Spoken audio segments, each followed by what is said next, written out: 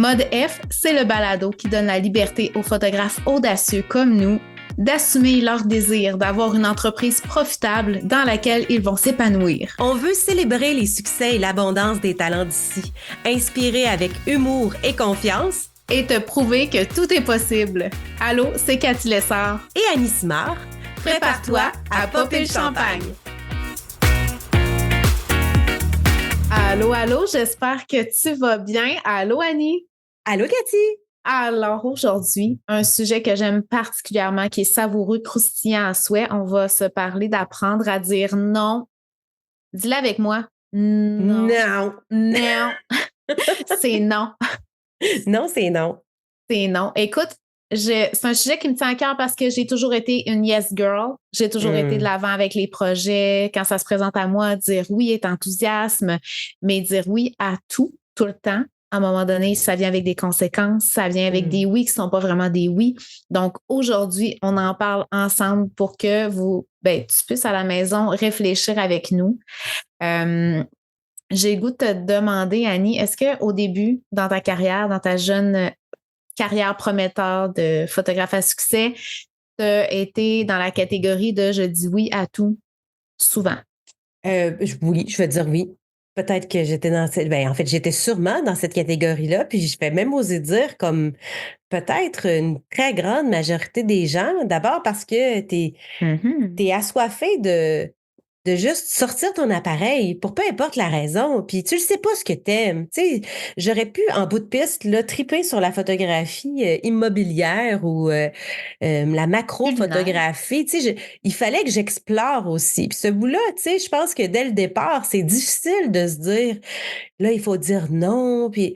En même temps, il y a eu des belles opportunités parce que j'ai dit oui alors que j'avais la chienne et où j'aurais passé peut-être à côté d'un moment où je me suis dépassée et où j'ai découvert que cette section-là de type de travail, hey, je pense que je suis bonne là-dedans ou je pense que je pourrais me développer puis j'aimerais ça, là. Ça a l'air d'être vraiment Il y a tellement trippant. un champ des possibles en photo, là. Effectivement que si tu te freines tout de suite à dire je me niche dès maintenant, dès mon début de carrière, ça te ferme la porte à certaines choses que tu aurais peut-être trippé faire, que tu aurais capoté sur le résultat que tu es en mesure de donner à tes clients. Mais je pense sincèrement que tu peux te permettre quand même d'être à l'écoute de ta petite voix intérieure. Puis si une opportunité vient un petit peu trop tôt dans ton parcours, puis dans ton cheminement, ben justement, d'ouvrir la porte à écouter ton senti, puis à dire, écoute, pour cette fois-là, je passe. Puis de pas penser que ça va être la fin du monde, puis tu passes à côté de l'opportunité de ta vie parce que tu as dit non à ce moment-là. Moi, c'est souvent quelque chose qui m'habitait. Je me disais, ben si jamais je dis non, est-ce que ça va me fermer les portes avec cette clientèle-là éventuellement? Ouais. Est-ce que je vais être en mesure de revoir une opportunité comme ça repasser? Il y a tellement de questionnements qui viennent avec ça, puis avec la possibilité de dire non, au lieu de voir ce que ça peut t'apporter justement comme autre possibilité, opportunité, là.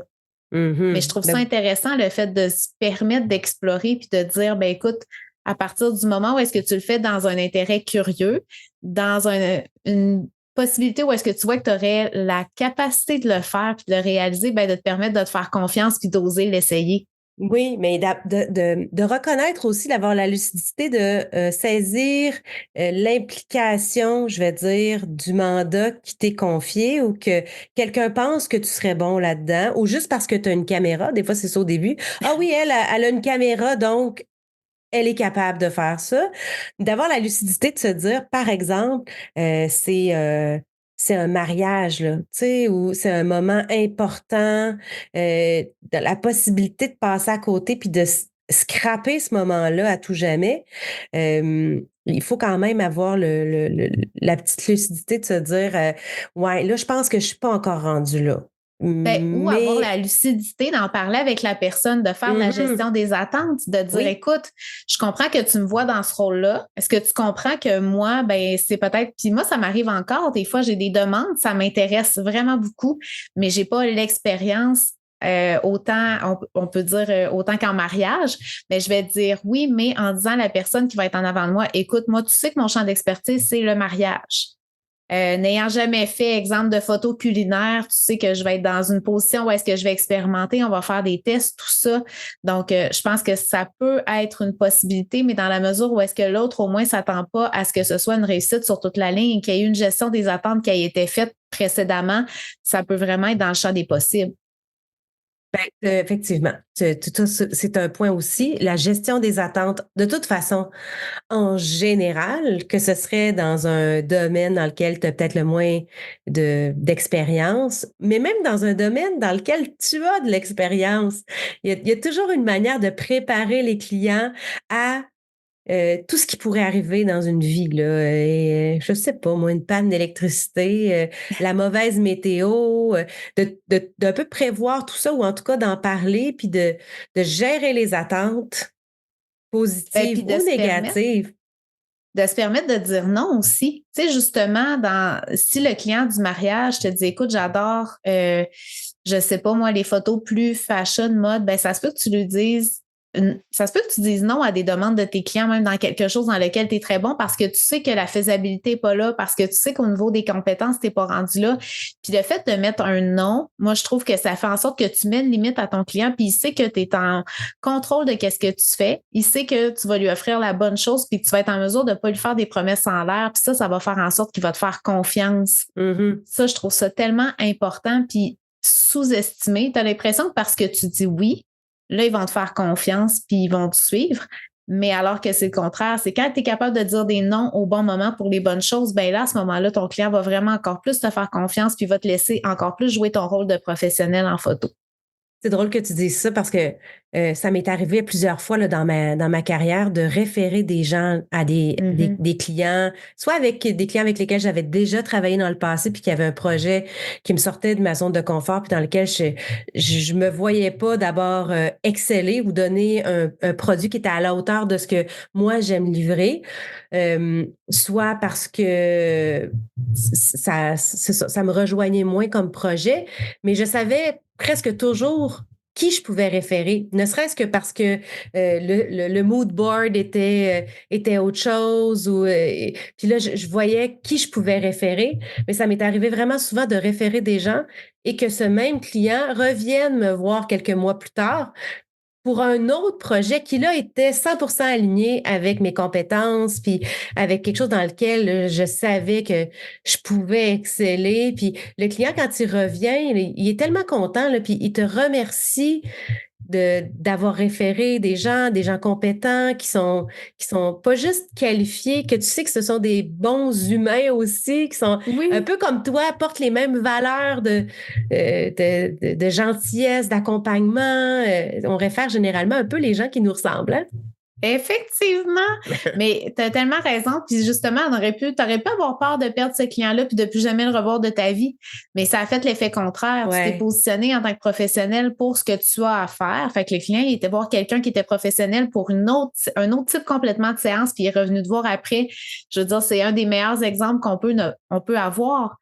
Puis, tu sais, sincèrement, je pense que c'est le genre de situation où est-ce que le fait de dire non, tu t'es respecté, puis tu as pu sûrement faire de la place dans ton horaire pour un autre type de séance pour lequel tu étais vraiment plus sur ton X. Tu étais en mesure d'offrir un bon service, une bonne qualité de photo à tes clients, plus que de justement répondre à tout le monde puis à faire un peu n'importe quoi de façon insatisfaisante. Puis c'est quelque chose que j'ai remarqué quand tu dis oui à des projets puis c'est pas un vrai oui puis c'est pas aligné avec ce que tu fais, ben c'est que tu ressors avec des questionnements, de l'insatisfaction, puis ça fait en sorte que tu doutes de toi, de ton art, de tes compétences. Je veux dire, ça a des grosses répercussions au final sur ton estime de soi puis ta confiance en soi. Et puis moi, j'ai Je pense remarqué que la loi de Murphy fait qu'il y aura toujours.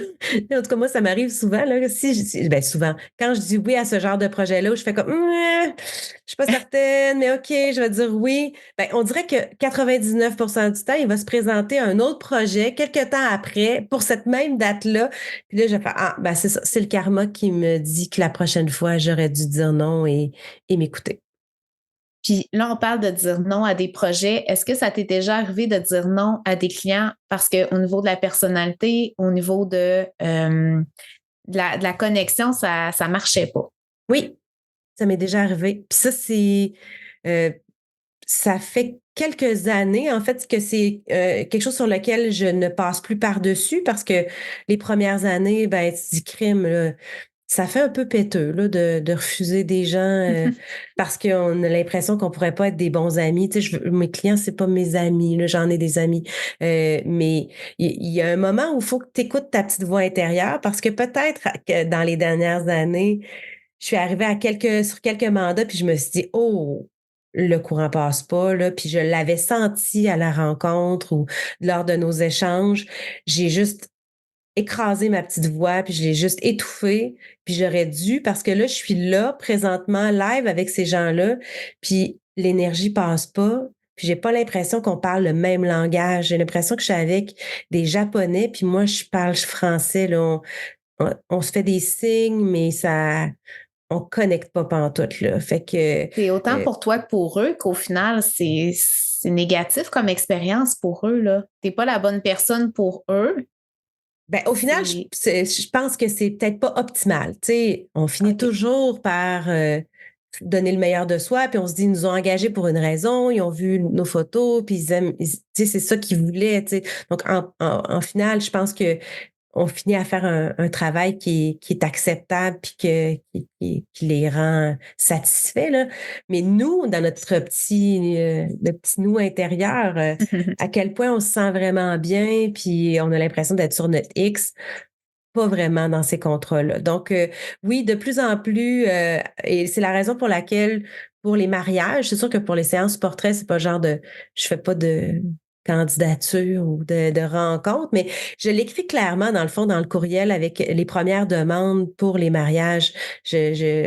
Je valide qu'ils aient bien vu mes tarifs et tout ça, et puis je leur dis, que j'aimerais qu'on se planifie une rencontre en ligne ensemble pour répondre à leurs questions et pour voir si nos personnalités s'accordent bien. Tu sais, je l'écris, là. Je peux pas Ouais. mentir là-dessus après, là. Je peux pas revenir en arrière, je peux pas, ça ressortira pas d'un chapeau surprise que je leur dise après, mettons, suite à notre rencontre, on dirait que je suis pas certaine d'être la bonne photographe pour vous. Tu sais, il y a une manière de le dire, là. C'est sûr que, Absolument. Puis c'est pas obligé de partir de eux, c'est pas leur faute. C'est que tu non, sais très bien exactement. que tu peux répondre à des besoins ou pas. Puis quand tu rencontres la personne puis tu sens que l'énergie ne fit pas puis c'est pas fluide, il y a des bonnes chances que tu sois pas en mesure à répondre à leurs besoins parce que des événements aussi intimes, tu Mmh. sais, on parle beaucoup de mariage, mais même des séances famille ou un contrat corporatif avec lequel tu vas avoir à interagir souvent avec la personne, ben tu sais très bien que autant pour elle ça va vraiment être une expérience qui va être peut-être un petit peu plus difficile que celle de vraiment une personne avec qui ça clique, puis c'est allumé, puis vous avez l'air d'un sapin de Noël qui est allumé, tu sais, qui est allumé en plein mois de décembre, les deux ensemble parce que ça fait des flamèches, puis c'est trop beau. Ben, t'empêcheras pas la personne de vivre cette expérience-là pour juste gagner de l'argent, tu sais. Je pense que c'est pas un service à rendre à la personne autant à la personne qu'à toi, là. Mmh. Tu as 100 raison, effectivement. Fait qu'il y a une Je pense qu'il y a une manière de dire non.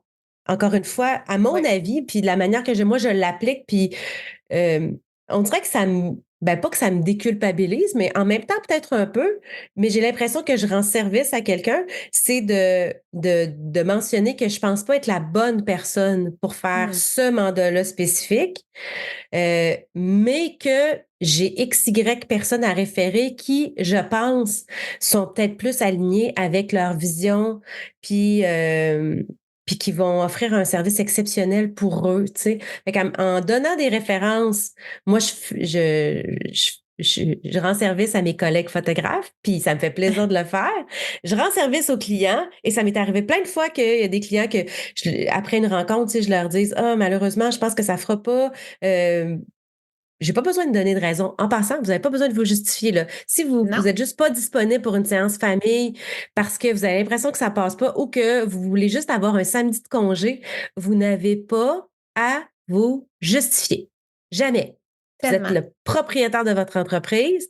Puis des fois, quand il y a des moments difficiles et crunchy comme ça, moi, je me mets dans la position que je suis Linda, la secrétaire de mon entreprise, et que Annie, la propriétaire, a demandé à Linda de répondre au client pour lui dire malheureusement, Annie ne sera pas disponible à la date que vous l'avez demandé. Ben, ce que Point. tu fais, là, c'est que tu dépersonnalises, dans le fond. Ben Souvent, on oui. est dans une entreprise qui est très émotionnelle, on est dans du B2B, on est en relation avec les gens, on veut pas briser des cœurs, on veut pas faire de la peine, tout ça. Mais en ayant la tête froide, puis en réfléchissant comme il faut, c'est juste de se permettre de trianguler puis de dire, écoute, cette décision-là est prise, mais elle passe par des instances, tu sais, puis c'est correct parce que tu as une entreprise. Ça sert à ça. Tu J'espère. sais, même si Si on tu peut es pas avoir la animateur liberté. photographe, même si tu es assesseur photographe, c'est ton entreprise, c'est pas toi la personne. À un moment donné, tu peux te permettre de faire une différenciation puis une séparation entre les deux, surtout dans des moments plus crunchy comme ça, pour te Mhm. préserver. Absolument. C'est exactement la raison pour laquelle, tu sais, si tu peux pas profiter de certains avantages d'être propriétaire de ton entreprise, parce que, tu sais, si vous on l'a presque tous déjà vécu dans notre vie, là, même si on était étudiant et tout ça, de se devoir faire imposer certaines tâches par notre employeur, ben, tu sais, il faut qu'on le fasse, là. Notre employeur, il nous le demande, là. Ben, beau, il dit, hein, ça me tente pas. Il va dire, ben, pas aujourd'hui, ma belle. Ce qui fait que s'il peut avoir quelques il y en a plusieurs, là, mais parmi les avantages d'être son propre patron, c'est de décider avec qui on a envie de travailler. Ben, do it, là. J'espère. Absolument. Vas-y à fond, là. Puis, comme je dis, tu n'as pas besoin de te justifier à ton client. Ton client n'a pas besoin de savoir pourquoi tu dis non. Est-ce que c'est parce que tu veux avoir un congé en famille? Est-ce que c'est parce que c'est le spectacle de Noël de Peu ton importe. neveu? Peu importe quoi, ça te regarde toi. Tu décides de refuser un mandat, ben, c'est Oui. bien correct. Puis si tu décides, tu sais, moi, une autre façon qui est plus facilitante pour moi de dire non, c'est de mettre déjà des balises claires pour moi. Exemple, l'été, maintenant, j'ai pris la décision en toute conscience que mes samedis, c'était des samedis mariage. J'en ai mis 15 au maximum. Donc là, mon calendrier est fermé. Donc, je me suis mis comme des règles qui sont très claires. Puis les séances autres, même si j'aime les gens, même si c'est une famille chouchou qui revient me voir, même si la belle-mère est en train de mourir, puis ils veulent absolument une petite séance photo le samedi parce que Roger travaille travaille toute la semaine sauf le samedi. Ben, je leur ferai pas plus de place à mon horaire. Je me suis mis une Mhm. limite pour ma vie de famille, pour mon bien-être mental. Ben, c'est déjà tout décidé, tout canné et je sais les raisons pour lesquelles j'ai pris ces décisions-là. J'ai pas encore une fois, je ne vais pas justifier à Roger pourquoi je donne pas mon seul samedi de libre dans le mois de juillet. Mais moi, je le sais, je suis assise dans ma décision et je fais tout simplement, je vous remercie de votre intérêt, je trouve votre projet passionnant. Malheureusement, j'ai plus de place à mon horaire. Ça finit là. Il faut se permettre de se mettre des balises claires par rapport à nous-mêmes pour avant les mettre à nos clients. Ça, c'est quelque chose qu'on sous-estime. On va beaucoup par la gestion quand les demandes entrent. Donc, ça, souvent, Mhm. ça fait en sorte qu'on va dire un oui spontané qui n'est pas nécessairement bien ancré, bien aligné dans nos décisions. Mais quand tu as pris le temps, justement, de te mettre des balises puis de mettre en place des règles, c'est un peu la même chose pour tout ce qui est le pricing, les tarifs.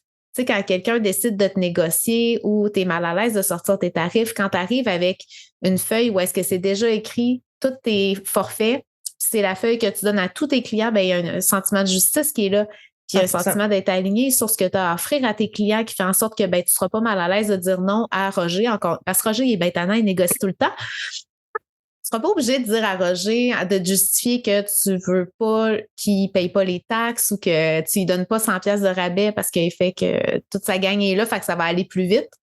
On s'entend, c'est pas du tout le cas, mais je pense que c'est important pour toi d'être tout de suite assise dans tes décisions, d'être déjà clair, aligné sur ce que tu veux, ce que tu veux pas, puis te permettre de respecter ça. Puis c'est beaucoup plus facile d'aller dire non parce que tu sais déjà ce à quoi tu vas dire oui. Ça, pourquoi ce qui passe pas pour toi? Qu'est-ce qui passe pas Absolument. pour toi? Ah, les Hein? limites, c'est une super bonne idée.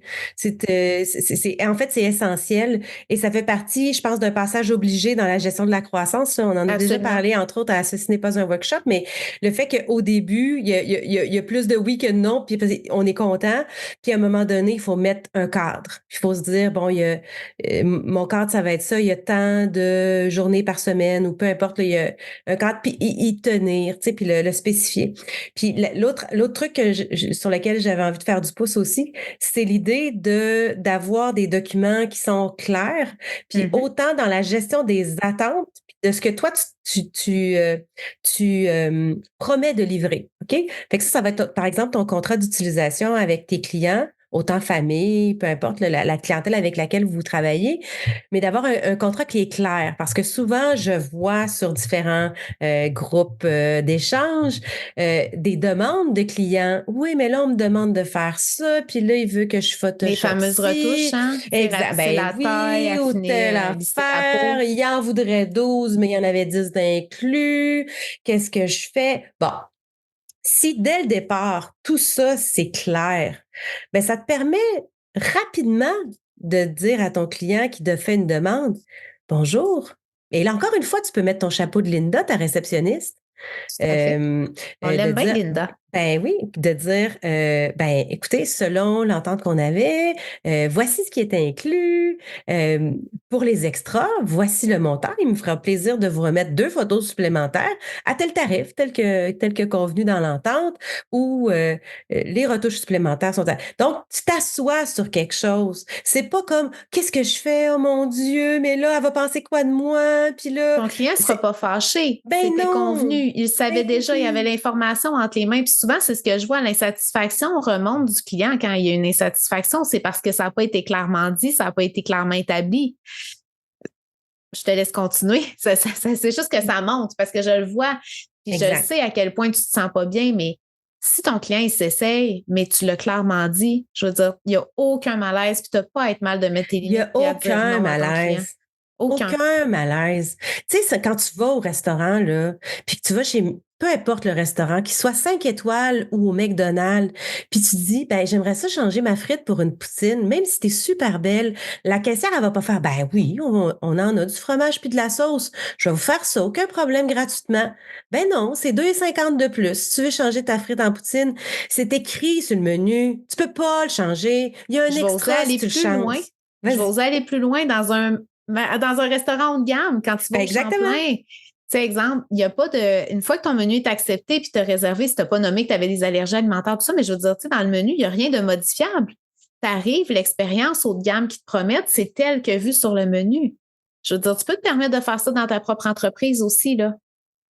Oui. Ça, éventuellement, on parlera de services haut de gamme, là. On pourrait rajouter peut-être des surprises qui sont pas attendues, mais ça, c'est des Oui. surprises Mais je veux dire, à la positives. base, Ben si oui. Roger arrive au Champlain, puis il vit son expérience haut de gamme, puis il dit, OK, moi, dans le menu, j'aimerais mieux avoir une entrée d'escargot plutôt qu'une entrée de crevettes, bien, ce qui est dans le menu, ce qui est écrit dans le bas, c'est le menu est servi tel que tel à tous les invités. Mais Oui, je veux aucun dire, changement c'est déjà n'est avancé, permis. c'est déjà nommé, le service va être fait de telle façon.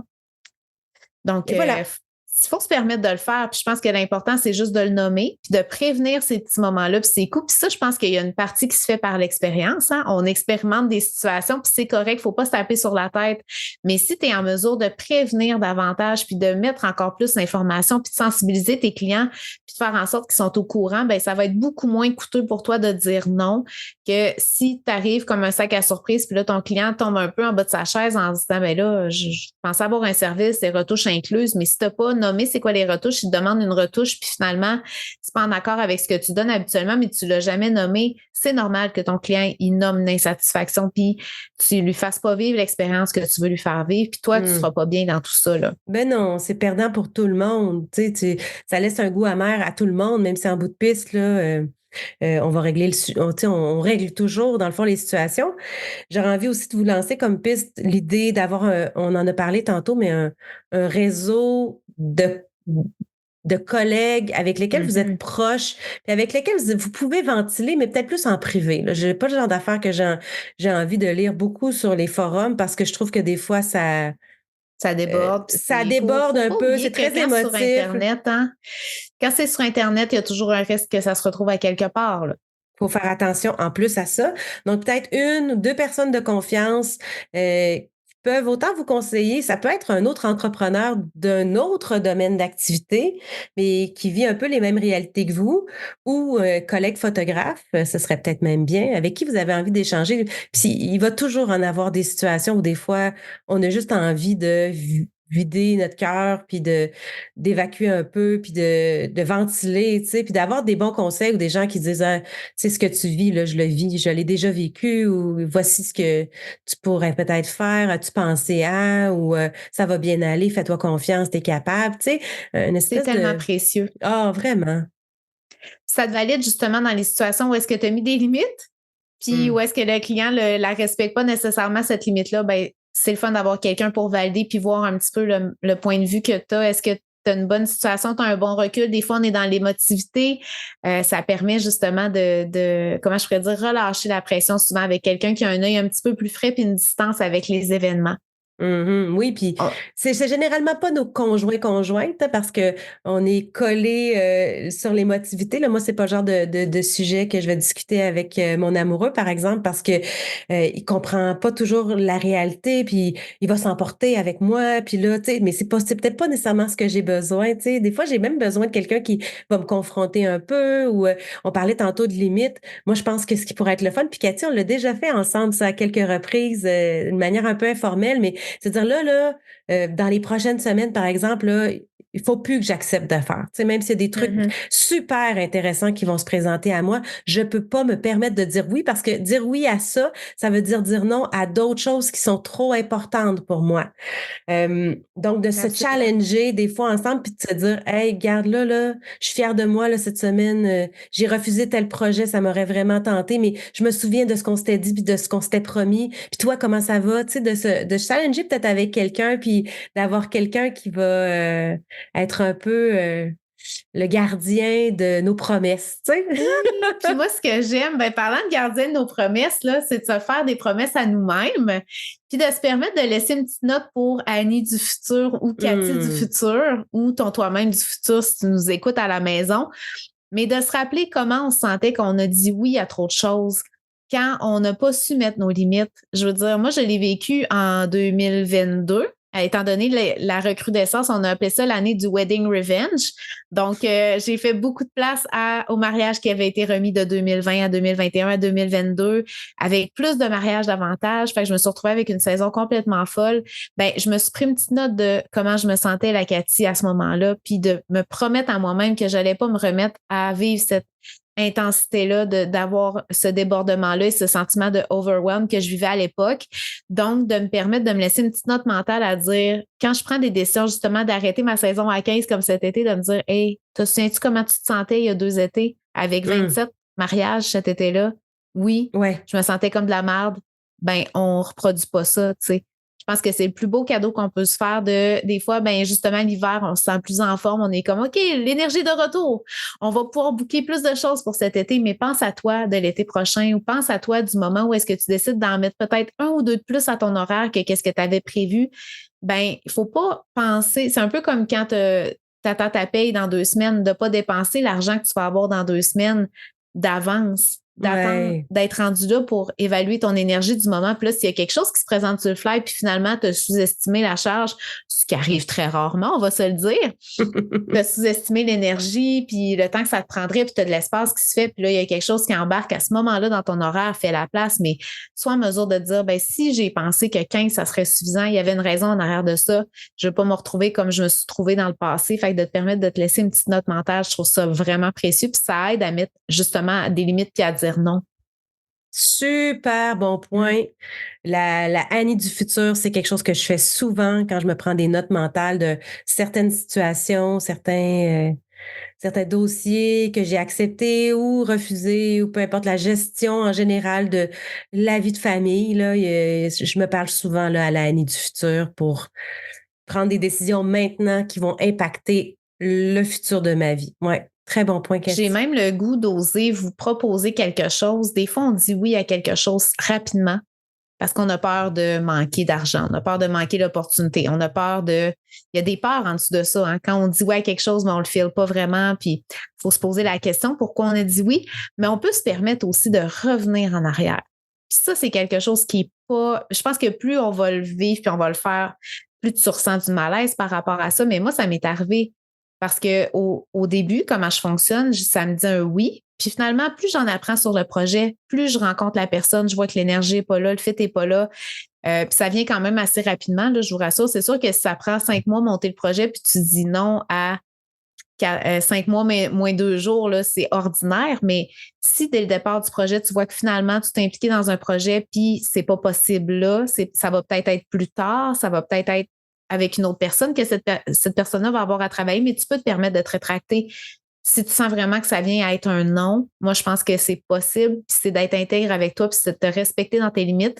Puis la façon dont tu vas l'annoncer à l'autre personne, ben ça risque d'être ça qui va faire la différence si elle prend bien ou elle prend mal, tu sais.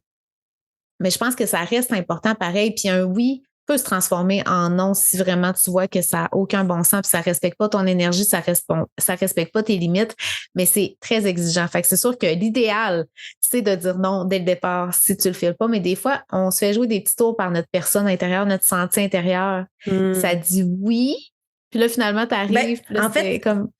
Ça dit oui parce que notre ego est touché qu'on nous le demande. Tu sais, Oui, souvent, il y a ça, là. On est tellement touché que quelqu'un ait pensé à nous que là, on fait comme « Ouh, je m'emballe et je suis donc ben cool! » Mais t'as pas tout lu, là, tous les petits caractères de ce que ça implique, là. Fait que je pense qu'effectivement, le petit step de recul, mais ou de te permettre aussi, Cathy, de dire laisse-moi penser à ça ou de répondre au client. Oui.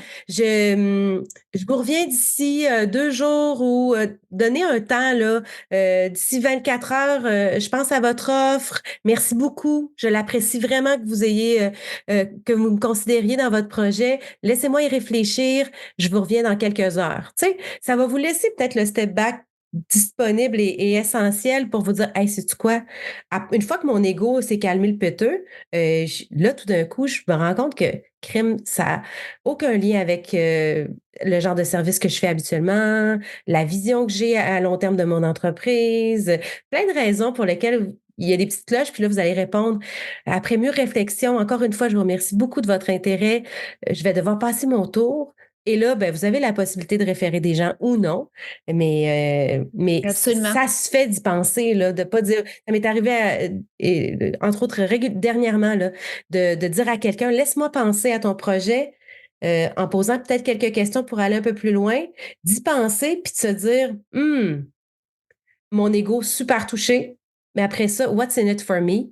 Puis si la réponse était, à part du travail de plus, j'ai pas tant besoin de ça, OK, non, c'est pas fait pour moi. Absolument. Et j'étais tellement contente de dire non. Juste le courriel d'envoyer, ça fait mal un peu au début, mais dès que c'est parti, tu fais « Oh mon Dieu, le bien-être, là, le premier non est le plus difficile. » Tout à fait.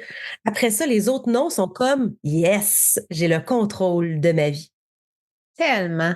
Et puis, tu sais, je vais vous dire, juste petit aparté, là, mais ça vaut autant dans ta vie professionnelle que ta vie personnelle. Puis, un endroit où est-ce que j'ai vu le pouvoir du non dans ma vie personnelle, c'est de dire, ben écoute, moi, quand je suis chez nous, de 8 à 5, je travaille. C'est pas un oui pour faire autre tâches ménagères, de la vaisselle, du lavage, tu sais, je mets des limites claires, je dis non à certaines choses, à prise de rendez-vous, de X, Y, Z choses au niveau personnel que je me dis, ben ça, c'est du temps pour moi, pour travailler sur mon entreprise ou dans mon entreprise. Fait que je mets ces limites-là, puis c'est très bien respecté, puis c'est très bien reçu parce que c'est clair.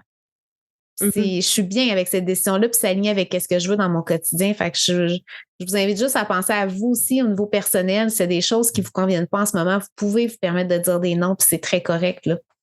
Absolument. Wow! Hey, c'était notre 3e épisode, Cathy. Déjà? Puis, ben oui, ça passe vite. Hey, on a des belles choses à dire, je pense. En tout cas, ben, là, je dis ça, mais tout d'un coup, que c'est pas intéressant. Dites-nous ce que vous en pensez. Ben oui. Dites-nous-le. Vous êtes nos juges. Nous, on est bien contentes, on est fiers de nous, mais n'hésitez pas à nous partager qu'est-ce que vous en pensez sur nos réseaux sociaux, à Annie Simard Photo, à Cathy Lessard Photo, sur Instagram. On a hâte de vous lire.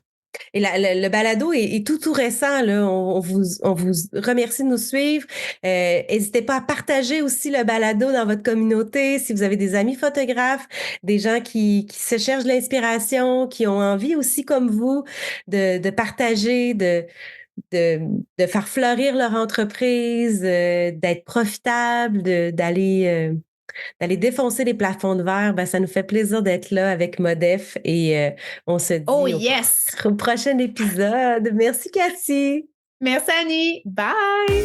Merci d'avoir été avec nous pour Modef, le podcast pour les photographes qui célèbrent leur succès. On a hâte d'échanger avec toi. Retrouve-nous et abonne-toi sur ta plateforme de podcast préférée pour ne pas manquer le prochain épisode. On t'invite aussi à nous suivre sur Instagram à Modef Podcast. Cheers!